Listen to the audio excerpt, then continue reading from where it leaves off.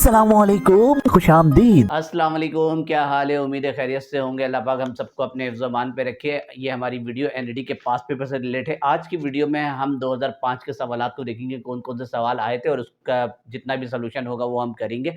और इसके अलावा 2001 से लेकर 2004 तक की वीडियो भी मेरे चैनल के अंदर मौजूद है। उसका लिंक इसी वीडियो को डिस्क्रिप्शन में ऐड कर दिया, आप वहाँ से देख सकते हो। तो स्टार्ट करते हैं। सबसे पहला सवाल है कि स्क्रीन में आपको दिख रहा होगा P1 V1 is equal to P2 V2 at constant temperature and mass. तो ये तो नॉर्मल P1 V1 ये बॉयल्स लॉ के लिए होता है। चार्ल्स लॉ के लिए जाते हो तो अगर आप ये देखो, ये P1 V1 is equal to P2 V2, ये बॉयल्स लॉ। अगर चार्ल्स लॉ की तरफ जाएंगे तो V1 T1 V2 और T2। अगर एवोगाड्रोस लॉ में जाएंगे तो वहाँ होगा V1 N1 is equal to V2 और N2। तो ये कुछ हमारे पास फॉर्मूले वगैरह होते हैं, तो इन्होंने बॉयल्स लॉ का पूछ रहा है तो बॉयल्स लॉ का यही, सॉरी, ये एक्सप्रेशन पूछा है तो ये बॉयल्स लॉ के लिए होता है। अगला वाला पूछ रहा है when any state is change to gas without melting the process is called. जब कोई सॉलिड, कोई भी स्टेट क्या है, when any state is change to gas without melting, तो डायरेक्ट अगर कोई सॉलिड स्टेट यानी कि वो डायरेक्ट गैस में कन्वर्ट हो जाए तो उसको कौन सा प्रोसेस कहते हैं, तो उस प्रोसेस का नाम सब्लिमेशन होता है। ये सवाल पास पेपर के अंदर पहले भी हम कर चुके हैं। अगला है रटा रटाया सवाल है, in any exothermic reaction heat is, किसी भी एक्सोथर्मिक रिएक्शन के अंदर हीट रिलीज हो रहा होता है और एंडोथर्मिक के अंदर हीट एब्जॉर्ब हो रहा होता है। नेक्स्ट क्वेश्चन है what will be the volume of the gas at 1 atm if mass is equal to its gram molecular mass of temperature. ये जनरल गैस इक्वेशन से निकाला वो फॉर्मूला है, वो सवाल है। P V is equal to N R T होता है, ये वाला फॉर्मूला देखा हुआ। अब यहाँ से एन का मोल का कोई जिक्र नहीं, मास और मोलर मास है तो इधर लगा दो मास और नीचे हो जाएगा मोलर मास। ठीक है, अब कुछ डेटा के मुताबिक चीजें लिख लेते हैं। प्रेशर कितना है? 1 atm है। ठीक है, वॉल्यूम आपसे पूछ रहा है। ठीक है, और कह रहा है कि मास और मोलर मास ये दोनों इक्वल है। देखिए 1 atm के बाद आपके पास लिखा हुआ नजर आएगा if mass is equal to its gram molecular mass. अब ग्राम मॉलिक्यूलर मास या मोलर मास, तो ये समझ लीजिए एक दूसरे से कैंसिल हो जाएगा। अगर ये 20 है तो ये भी 20 है, इसका मतलब अगर ये 25 है तो ये भी 25 है, दोनों इक्वल है, यहाँ पे कैंसिल हो गया। आर की वैल्यू 0.0821 होती है और टेम्परेचर कितना है? 0 डिग्री। तब आप ये ना होगा जीरो मत लिख देना, जीरो लिखोगे तो ये वैल्यू, तो ये तो V1 सा V हो जाएगा, यहाँ अगर जीरो लिखो तो पूरा वैल्यू जीरो हो जाएगा। तो आपको पता है टेम्परेचर को कभी भी हम डिग्री के यूनिट में नहीं रखते, हम उसे केल्विन यूनिट, केल्विन के इसमें कन्वर्ट करते हैं। तो डिग्री से केल्विन में जाने के लिए 273 ऐड कर दीजिए, तो यहाँ पे 273 होगा और इसको इससे मल्टीप्लाई करिए तो आपके कैलकुलेटर में जो आंसर आएगा वो होगा 22.4। अब डीएम क्यूब का हो या लीटर का हो, एक ही चीज है, दोनों चल जाता है। नेक्स्ट क्वेश्चन है which of the following molecule will be polar. तो इनमें कुछ बच्चे कंफ्यूज हो जाते हैं कि देखिए मॉलिक्यूल पोलर होते हैं और बॉन्ड भी पोलर है। वैसे इसकी एक अलग से वीडियो मेरे चैनल के अंदर ऐड है, आपको स्क्रीन में थंबनेल भी दिख रहा होगा, वहां जाके आप देख सकते हो। जैसे सबसे पहला हमारे पास CH4 नजर आ रहा है, तो CH4 ये मॉलिक्यूल जो है ना, ये मॉलिक्यूल नॉन पोलर है और इसके अंदर जो बॉन्ड नजर आ रहे हैं वो सारे के सारे नॉन पोलर है। इसी तरह से CO2 है। अगर CO2 की हम बात करें, अगर CO2 का स्ट्रक्चर खोलेंगे तो ऑक्सीजन ऑक्सीजन।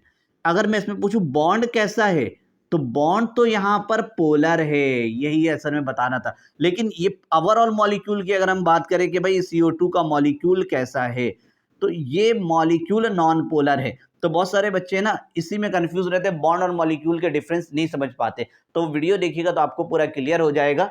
तो ये आपसे सवाल में पूछा जा रहा है which of the following molecule will be polar, ये नहीं पूछा विच of the following molecule bond will be polar. Bond के बारे में कोई बात नहीं कर रहा है। तो ये भी हमारे पास नॉन पोलर, इसका बॉन्ड भी नॉन पोलर है।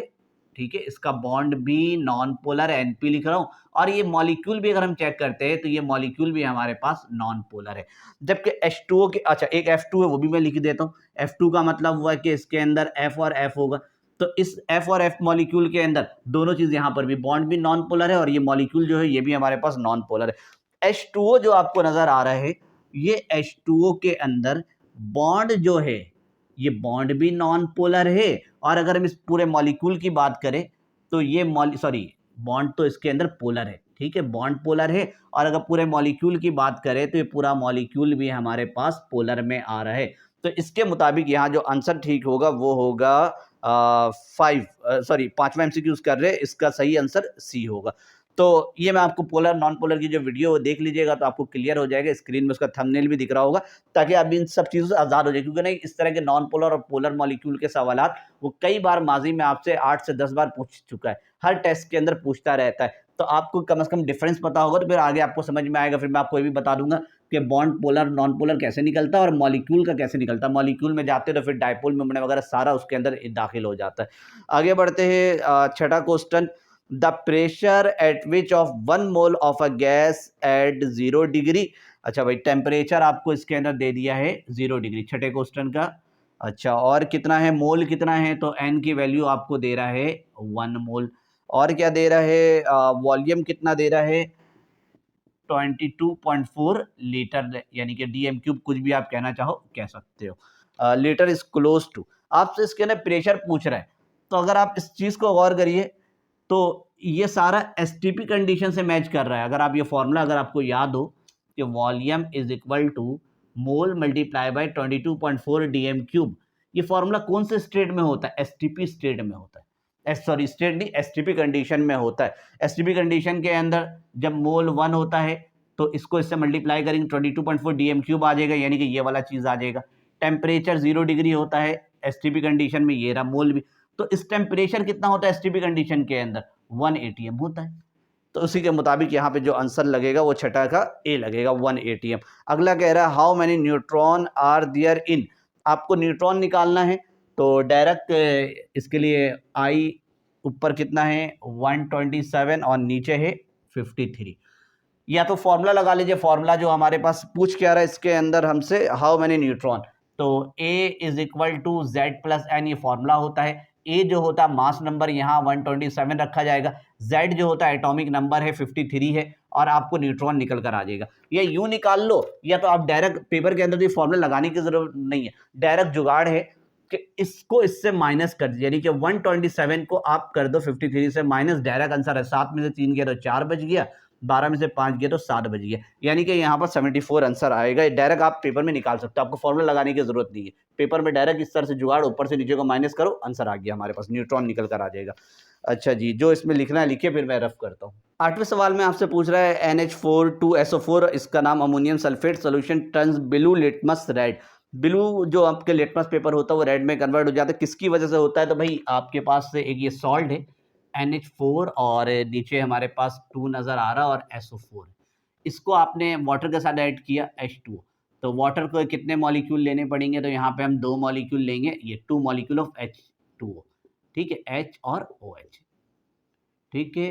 अच्छा जी, अब इसका जो है ये इसके साथ जाएगा, ये तो H2SO4 बना लेगा यहाँ पर, कैसा एसिड है, स्ट्रॉन्ग एसिड है। ये इसके साथ जाएगा और ये बनाएगा यहाँ पे NH4OH, ये होता है वीक बेस। इसका मतलब है कि एसिड इसके अंदर स्ट्रॉन्ग हो गया। जब लिटमस पेपर ले इसके अंदर ऐड करोगे तो जो लिटमस पेपर है वो ब्लू से रेड में कन्वर्ट हो जाएगा। आपको स्क्रीन में सारा इंडिकेटर दिख रहा होगा, मिथाइल ऑरेंज का भी कलर सारा याद रख लीजिएगा। और इसके अलावा फिनोल्फिलीन होगा, और इसके अलावा आपको यूनिवर्सल इंडिकेटर है और लिटमस पेपर है, सारे कलर एसिडिक, बेसिक और न्यूट्रल सॉल्यूशन में याद कर लीजिएगा, आपके लिए आसानी हो जाएगी, क्योंकि कोई सा भी एमसीक्यूज में सब में से आता रहता है। तो यहाँ पर एसिड स्ट्रॉन्ग आ गया है, स्ट्रॉन्ग एसिड की फॉर्मेशन हुई है, जिसकी वजह से लिटमस पेपर रेड हो गया। तो इसके अंदर जो आंसर सही होगा वो होगा बी होगा। आगे आते हैं, fluorine, chlorine, bromine and iodine belong to the same group of the periodic table and they show similarities in properties due to. तो इसकी प्रॉपर्टीज क्यों सिमिलर होती है, तो ये पास ही के अंदर भी इस सवाल को हमने सॉल्व किया। वैलेंस इलेक्ट्रॉन इसके अंदर एक जैसा होता है, पहले भी ये सवाल 2 बार आ चुका है। इलेक्ट्रॉनिक कन्फिगरेशन सबका अलग अलग होता है, वैलेंस शेल का इलेक्ट्रॉन क्या होता है वो एक जैसा होता है। अगला है क्वेश्चन 10, गामा रेज हैव, ये सवाल पीछे भी 1-2 बार आ चुका है। गामा रेज का कोई चार्ज नहीं होता और कोई मास नहीं होता, ये तो रटा रटाया होता है। Colourless gas with a bad smell of that rotten egg, अंडे की तरह इस बदबू होता है इसके अंदर और स्मेल है। कौन सा गैस है, तो ये होता है H2S होता है। पुरानी बुक के अंदर ये सवाल मौजूद था, अब नई बुक के अंदर ये ज़्यादा नज़र नहीं, कहीं नज़र नहीं आया अब तक, लेकिन इसको याद कर लीजिएगा, क्योंकि अगर किसी और जगह आप टेस्ट देने जा रहे हो तो पाकिस्तान के अंदर कहीं ना कहीं बोर्ड में सवाल अब भी एग्जिस्ट करता है। तो H2S होता है अंडे की तरह जो स्मेल होता है। अच्छा जी, in gold plating the cathode is made up of, gold की प्लेटिंग कर रहे हैं, जैसे कि ये 9 क्लास के अंदर प्लेटिंग पढ़ाया जाता है, ये गोल्ड है, ठीक है, और हम किसी की प्लेटिंग कर रहे हैं, कोई भी, चलो स्पून चम्मच ही ले लेते, इस चम्मच की हमने करनी प्लेटिंग। तो याद रखना है इसको, जाहिर सी बात है बैटरी से आप अटैच करोगे, तो जिसका आपने प्लेटिंग करना है, जिस पर आपने प्लेटिंग करना है, उसको आपने नेगेटिव टर्मिनल से अटैच करना है बैटरी के, यानी कि इसको आपने बनाना है कैथोड। और ये गोल्ड है, गोल्ड की प्लेटिंग करनी है, तो इसको जाहिर सी बात है बैटरी का दूसरा टर्मिनल होगा पॉजिटिव होगा, तो इसको आपने बनाना है एनोड पॉजिटिव टर्मिनल से। तो याद रख लीजिएगा, इधर लिख देता हूं, जिस पर प्लेटिंग करनी हो, जिस पर प्लेटिंग करनी हो उसे कैथोड बनाते हैं। ये याद रखना आपने, उल्टा नहीं करना है, ठीक है। जिस पर प्लेटिंग करनी है और जिससे प्लेटिंग करनी है वो, उसे एनोड बनाते हैं। तो ये वाला जो वर्ड है ना, ये आपका एक लिख दिया, अब दूसरा ऑटोमेटिक आप खुद ही कर लीजिए, जिस पर प्लेटिंग करनी हो और जिससे प्लेटिंग करनी हो। यहाँ पर प्लेटिंग किससे करनी है, हमने गोल्ड से करनी, तो गोल्ड का एनोड बनाएंगे, और दूसरा जो जिसका भी मर्जी, अब जाहिर से बार चम्मच करना हो, किसी पर भी प्लेटिंग करना हो, वो हमारा बनता है कैथोड का बनता है। अगर आपने इसको पलट दिया ना, क्योंकि प्लेटिंग करना जाहिर सी बात है कि यहाँ से गोल्ड उतर के इसके साइडों में चिपकना स्टार्ट हो जाएगा, लेकिन अगर आपने कैथोड के इधर बना दिया और एनोड बैटरी को पलट के लगा दिया, तो ये प्रोसेस उल्टा हो जाता है, ये यहाँ आना शुरू हो जाएगा। ये जो आपके पास स्पून है वो इसकी गोल्ड के साइडों में चिपकना शुरू हो जाएगा। ये चीज़ का ख्याल रखना आपने, जिस पर प्लेटिंग करना उसको हमेशा कैथोड बनाना, और जिससे प्लेटिंग करना उसको एनोड बनाना। अब डिटेल तो अभी मैं यहाँ नहीं पढ़ा सकता हूँ, वो तो पूरा 45 मिनट का एक टॉपिक बन जाता है, जो 9th क्लास के अंदर पूरा प्लेटिंग के टॉपिक में पढ़ाया जाता है कि किस किस तरीके से किस किस चीज़ का प्लेटिंग किया जाता है। नेक्स्ट आते हैं हम यहाँ पर, all members of homologous series of alkyne share a general formula of. Alkyne का जनरल फार्मूला क्या होता है, तो अल्कीन का ये याद रखना आपने, CnH2n इसका जनरल फार्मूला है, ये अल्कीन यानी कि ENE वाले के मेंबर का। अगर कोई बोल दे कि अल्केन का क्या फार्मूला होता है, तो अल्केन का होता है CnH2n प्लस का 2, ये ANE वाला अल्केन का है। और अल्काइन का भी लगे हाथों देख लो, CnH2n और प्लस का, सॉरी अल्केन हो गया ना, अल्काइन का, इसका ये YNE वाला है। और अगला है CnH2n प्लस का 1, ये अल्काइल का होता है। अच्छा, एक और मिलता जुलता होता है, ये CnH2n, ये किसका होता है, तो ये होता है साइक्लो अल्केन का। ये फॉर्मूला इससे मैच कर रहा होता है, तो ज़रा ख्याल रख लीजिएगा, ये रहा अल्कीन से। अगर थोड़ा सा और मैं जाते जाते इन्फॉर्मेशन दे जाऊँ, देखो अल्कीन के अंदर जो n की वैल्यू होती है, सबसे छोटी n की वैल्यू यहाँ पर जो होती है वो होती है n की वैल्यू 2, क्योंकि इसका n का 1 वाला मेंबर होता ही नहीं। अल्केन के जो मेंबर का बिस्मिल्लाह होता आगाज होता है वो 1 से होता है। अल्काइन का जो सबसे कम है ना, अल्काइन का मेंबर, जैसे मिथाइन तो एग्जिस्ट नहीं करता, इथाइन से मेंबर होता है, तो सबसे छोटी वैल्यू उसके अंदर n की जो होगी वो 2 होगी। यहाँ पर अल्काइल के मेंबर में जाएंगे तो सबसे छोटा मेंबर 1, क्योंकि मिथाइल एग्जिस्ट करता है। इस तरह से अगर साइक्लो अल्केन की अगर हम बात करें, तो साइक्लो अल्केन के अंदर जो n की वैल्यू जो होगी, वो सबसे कम लोवेस्ट वैल्यू जो आप रख सकते हो वो 3 रख सकते हो, क्योंकि ना साइक्लो है अल्केन। जैसे कि अगर आपने ये रिंग बनाना है, तो देखिए कम से कम आपको 3 कार्बन तो चाहिए होगा ना, ये तभी रिंग बनेगा। मैं आपसे कहूंगा 2 कार्बन में रिंग बना दो, कभी नहीं बनेगा। तो ये साइक्लो अल्केन में ही होता, साइकिल चल रहा होता है, तो कम से कम आपको 3 कार्बन चाहिए होता है। इसमें याद रखिएगा कि n की वैल्यू मिनिमम 3 होती है। बाकी सब तो इन्फॉर्मेशन फिलहाल इस MCQs के मुताबिक आपसे पूछ रहा था कि अल्कीन का जनरल फार्मूला बता दीजिए, तो आपका आंसर ये वाला जो CnH2n मैच कर रहा है, ये आपका B से मैच कर रहा है। तो ये लिखिए, फिर हम आगे के सवालात में आते हैं। क्वेश्चन 14 कह रहा है कि the molar mass of NaOH is 40, how many gram of NaOH will be required to prepare 0.01 molarity NaOH in 1000 centimetre cube solution. तो मोलैरिटी वाला सवाल दिया हुआ और 1000 cm क्यूब दिया हुआ है, तो फॉर्मूला ये लगाइए मोलैरिटी, ठीक है।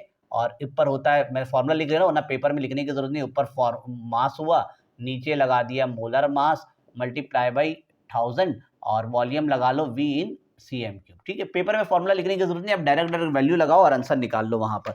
तो आपको सवाल में मोलर मास कितना दिया हुआ है, 40 दिया हुआ है, ठीक है। और क्या दिया हुआ, हाउ मैनी ग्राम मास, आपसे मास पूछ रहा है। और इसके अलावा टू प्रिपेयर 0.01 मोलैरिटी दिया हो, 0.01, और ये तो कांस्टेंट वैल्यू है। और वॉल्यूम इन cm क्यूब भी कितना दिया हुआ, 1000 दिया हुआ। अब इसको आप लोग कैलकुलेट कर लो, ये देखो ये यहाँ से यहाँ गया 0.01, और ये डिवाइड उस तरफ भेजिए, मल्टीप्लाई बाय 40 मास।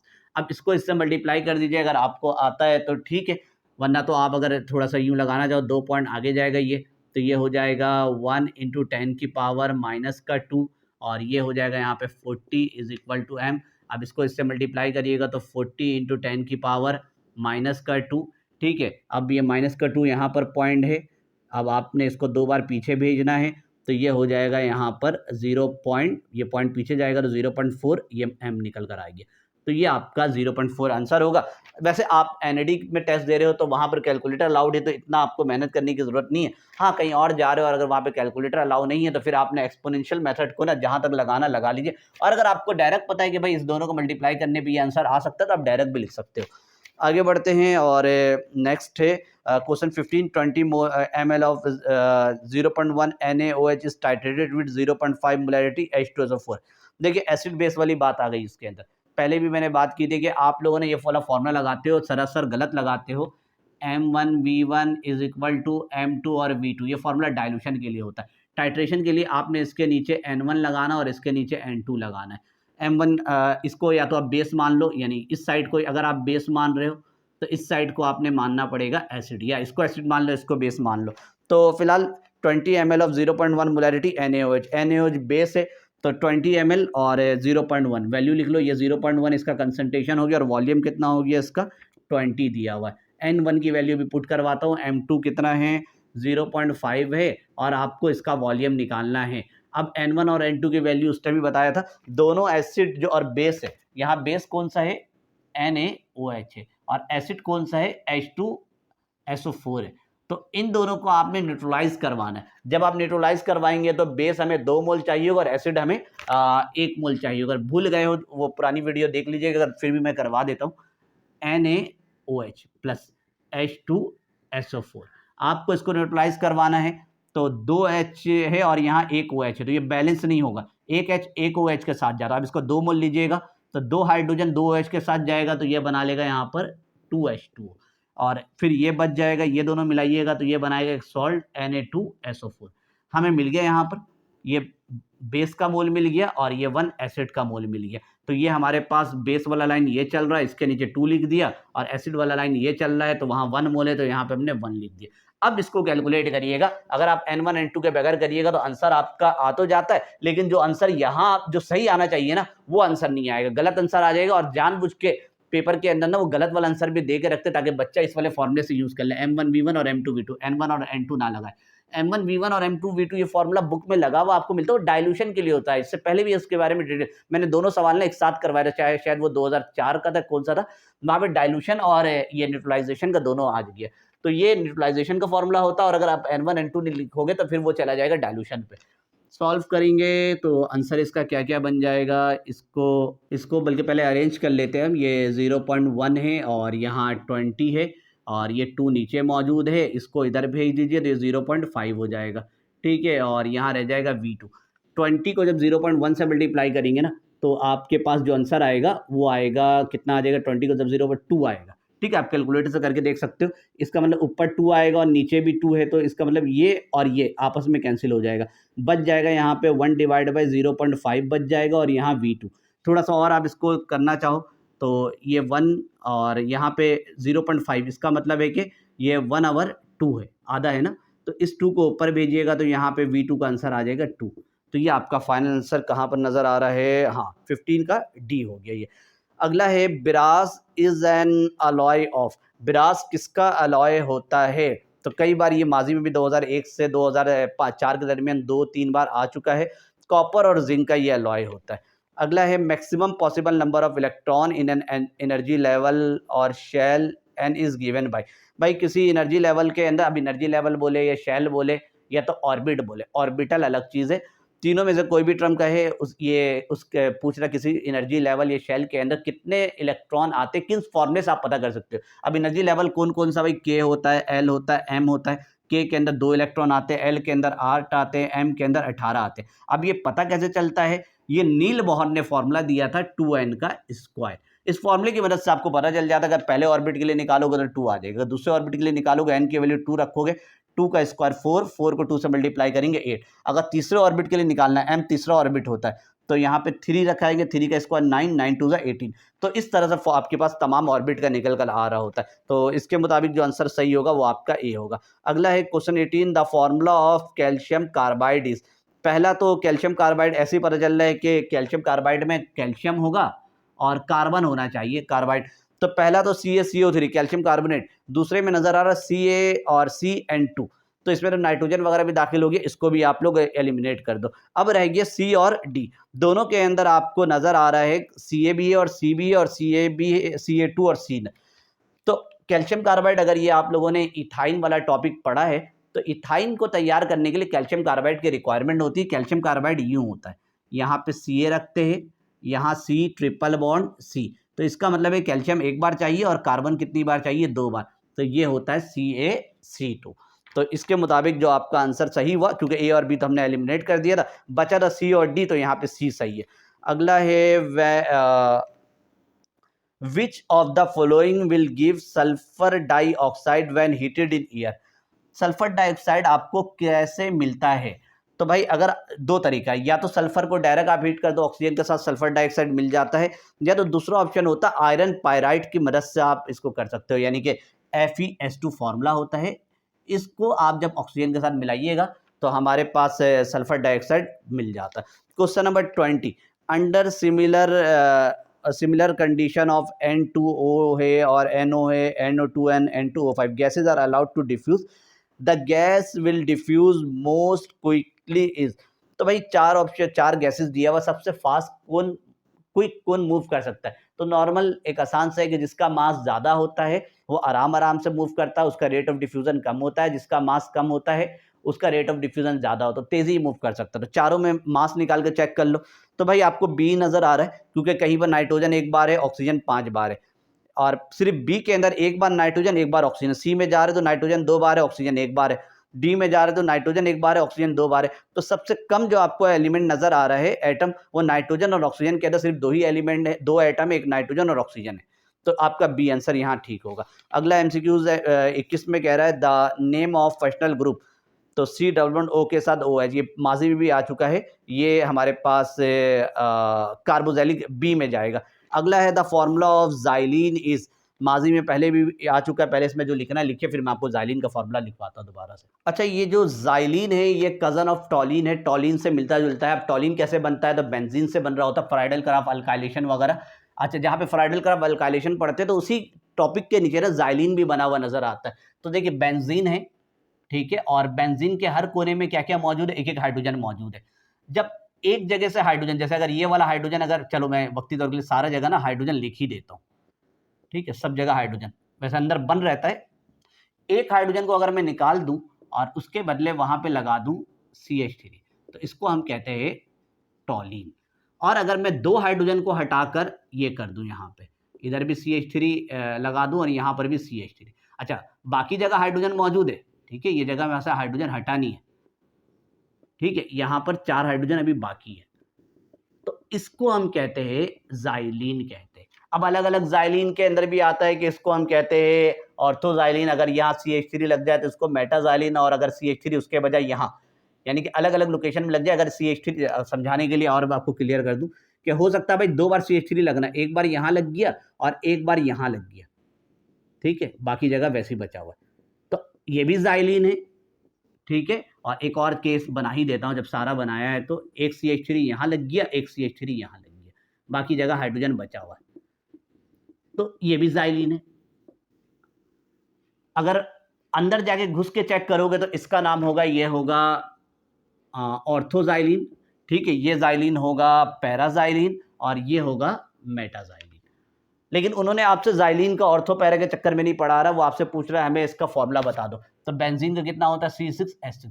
टॉलिन में जब जाते हो तो C6 वैसे ही रहता है, एक हाइड्रोजन हट जाता है, 5 हाइड्रोजन रह जाता है और एक CH3 लग जाता है। और अगर जाइलिन में जाइएगा, सारा का सारा जाइलिन है, ठीक है, हमें स्ट्रक्चर में नहीं जाना, हमें सिर्फ फॉर्मूला चेक करना है। तो फॉर्मूला होगा इसका C6 है, क्योंकि कार्बन सारा 6 बार है, हाइड्रोजन तीनों जगह आपको नजर आ रहा है कि 2 बार कम हुआ है, तो 4 हाइड्रोजन रह गया, 6 में से 2 हाइड्रोजन हट जाता है और उसके बदले 2 जगह क्या लग जाता है?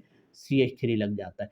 तो CH3 2 टाइम। तो अब हम इसको ऑर्थोजाइलिन, मेटाजाइलिन, पैराजाइलिन नहीं कह सकते, इसको जनरल जाइलिन कहेंगे, क्योंकि ऑर्थो पैरा मेटा बोलने के लिए आपको इसका स्ट्रक्चर खोलना पड़ता है। तो सिंपल आपसे फॉर्मूला पूछ रहा था, तो ये फॉर्मूला जाइलिन का जो होगा इसका सी आंसर मैच करेगा।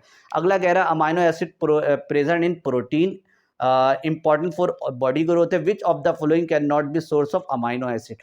भाई चार में से कौन सा अमाइनो एसिड का सोर्स नहीं है? मीट। मीट के अंदर प्रोटीन होता है, प्रोटीन अमाइनो एसिड से मिलकर बनता है। अमाइनो एसिड कौन होता है भाई? अमाइनो एसिड मोनोमर होता है प्रोटीन का। जब बहुत सारे अमाइनो एसिड मोनोमर मिलते हैं तो फिर हमारे पास पॉलीमर प्रोटीन का बनता है। तो मीट के अंदर प्रोटीन होता है, इसका मतलब है कि वहाँ पर अमाइनो एसिड प्रेजेंट होगा। मिल्क के अंदर भी प्रोटीन होता है, इसका मतलब अमाइनो एसिड वहाँ भी होगा। बीन्स के अंदर भी प्रोटीन होता है, इसका मतलब अमाइनो एसिड वहाँ भी होगा। शुगर कार्बोहाइड्रेट, शुगर के अंदर कार्बोहाइड्रेट होता है, इसका मतलब यहाँ पर प्रोटीन हट गया, तो जब प्रोटीन हट गया तो अमाइनो एसिड भी हट गया। अच्छा जी, अगला है क्वेश्चन नंबर 24। ये सवाल आपको ये वो है factor affecting on surface tension से पूछा गया है कि the surface tension of a liquid increase with increase of temperature. Surface tension बढ़ जाता है टेम्परेचर के बढ़ने की वजह से। तो इसके लिए आपको सरफेस टेंशन पूरे डिटेल में पता होना चाहिए। अगर ये टॉपिक भूल गए हो या याद नहीं है, देखना चाहो तो मेरे चैनल के अंदर देख सकते हो। सरफेस टेंशन का ताल्लुक फैक्टर अफेक्टिंग में टेम्परेचर से भी होता है और भी चीज़ों से होता है। अगर टेम्परेचर बढ़ाते हैं ना तो मॉलिक्यूल दूर दूर हो जाते हैं। जब मॉलिक्यूल दूर दूर होंगे तो सरफेस टेंशन कम हो जाता है। तो इसका आंसर ए तो गलत हो गया, क्योंकि उस कह रहा है कि टेम्परेचर बढ़ाएंगे तो सरफेस टेंशन बढ़ जाएगा। दूसरे में आते हैं the surface tension of a liquid decrease with increase of temperature. जब टेम्परेचर को बढ़ाएंगे तो सरफेस टेंशन कम होता है। ये जवाब दुरुस्त है। और सी में जा रहे तो वो कह रहे the surface tension of liquid does not depend upon temperature. तो ये तो बात ही गलत होगी कि भाई टेम्परेचर पे डिपेंड नहीं करता है, ये तो होता ही नहीं, टेम्परेचर डिपेंडेंट होता है। और आखिरी वाला क्या है भाई? The surface tension of liquid depend upon the volume of liquid. इसका भी कोई काम नहीं है, ऊपर वाला आपका बी सही हो गया। अगला है भाई aqua regia is the mixture of. ये सवाल पहले भी आ चुका है। एक्वा रिजा किसका मिक्सचर होता है? तो भाई HCl और HNO3 का मिक्सचर होता है। अगर दोनों के रेशो की बात करें, जब ये मिक्सचर बनता है तो ये 1 मोल लिया जाता है, ये 3 मोल लिया जाता है, 1:3 का होता है। इसी को हम एक्वा रिजा कहते हैं। और इन दोनों के मिक्सचर को ना हम रॉयल वाटर भी कहते हैं, ये भी याद रख लीजिएगा। और इस एक्वा रिजा और रॉयल वाटर के अंदर ना गोल्ड डिसॉल्व हो सकता है। बाकी वैसे पुरानी बुक के अंदर मौजूद था, अब तो नई बुक के अंदर ये सवाल हटा दिया गया, क्योंकि HNO3 जब हम ऑक्सफोर्ड प्रोसेस वगैरह पढ़ाते थे तो उसके अंदर एक्वा रिजा आता था। तो कराची बोर्ड के अंदर, बल्कि सिंध बोर्ड के अंदर ये बुक से ये हटा दिया गया। लेकिन पाकिस्तान के अंदर अगर दूसरे बोर्ड है, पंजाब बोर्ड है और फेडरल बोर्ड है, अगर आप नेशनल लेवल पे अगर टेस्ट देने जाओगे, क्योंकि आप ये तो आप डोमेस्टिक अपने बस कराची के लिए टेस्ट दे रहे हो या NID के लिए दे रहे हो, लेकिन जब नेशनल लेवल में टेस्ट देने जाते हो तो फिर तो आपको ये नहीं देखा जाता कि आप सिंध से आए हो, कराची बोर्ड से आए हो या पंजाब बोर्ड से। वो ओवरऑल जनरल सवाल बना रहता है, तो उसमें इस तरह के सवाल आपसे पूछे जाते हैं। तो ये आपका यहाँ तक का 2005 का सवाल मुकम्मल हो गया। मिलते हैं आपसे आगे की वीडियो में 2006 2007। तब तक के लिए अल्लाह हाफिज़।